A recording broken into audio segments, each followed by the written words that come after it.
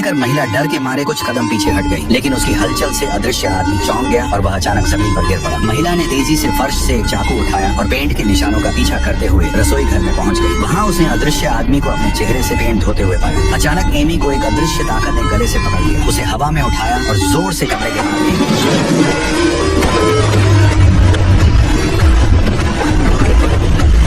मौका देकर एमी ने एक पेट उठाई और अदृश्य आकृति पर जोर से दे मारी। आजाद होते ही एमी ने जल्दी से टैक्सी बुलाई और सीधे अपने पूर्व प्रेमी फ्रैंक के विला की ओर चल पड़ी। विला पहुंचकर उसने लैब का कॉम्बिनेशन लॉक जल्दी से खोला। जैसे ही वह जांच करने वाली थी, उसे एक अदृश्य ताकत ने फिर से धक्का देकर जमीन पर गिरा दिया। हालांकि उसके सामने कुछ भी नहीं था। जब उसने अनलॉक बटन दबाया तो एक हाईटेक अदृश्य सूट धीरे धीरे दिखाई देने लगा। ये देखते ही एमी को तुरंत समझ आ गया कि फ्रैंक ही वह अदृश्य व्यक्ति था जो उसे परेशान कर रहा था। जैसे ही एमी अदृश्य सूट पहनने वाली थी, बाहर कुत्ता भौंकने लगा। फ्रैंक लौट आया था। एमी ने जल्दी से सूट पहनकर अलमारी में छिप गई, लेकिन उसे उम्मीद नहीं थी कि अब अदृश्य फ्रैंक भी उसके पीछे अलमारी में आ जाएगा। मौका देकर एमी ने फ्रैंक को धक्का दिया और अलमारी से बाहर भागी। कुत्ता फ्रैंक का रास्ता रोककर खड़ा हो गया, जिससे एमी घबराहट में विला से बाहर निकल भागी। सच का पता चलने के बाद वह जल्द ही अपनी बहन से एक रेस्तरां में मिली, पूरी कहानी बताने के लिए तैयार थी। लेकिन तभी एक चाकू हवा में तैरने लगा और अगले ही पल वह एमी के हाथ में आ गया। एमी पर अदृश्य हथियारे से लड़ने का दावा करने के कारण हत्या का झूठा आरोप लगा दिया गया। उसे मनोरोग अस्पताल में भर्ती कर दिया गया। मेडिकल जांच के बाद डॉक्टर ने उसे बताया कि वह गर्भवती है। एमी को इस खबर पर विश्वास ही नहीं हो रहा था। अगले दिन फ्रैंक का भाई उसे मिलने आया। उसने कहा कि अगर वह गर्भवती है तो उसे रिहा कर दिया जाएगा। यह सुनकर एमी को और भी पक्का यकीन हो गया कि फ्रैंक अभी भी जिंदा है। फ्रैंक को बाहर लुभाने के लिए एमी ने एक पेन निकाला। जैसे ही वह खुद को चोट पहुंचाने वाली थी, अदृश्य आदमी ने उसका हाथ पकड़ लिया। एमी ने तुरंत पेन ऊपर उठाया और आगे की ओर प्रहार किया, जिससे अदृश्य सूट सिस्टम बंद हो गई। दोनों में जोरदार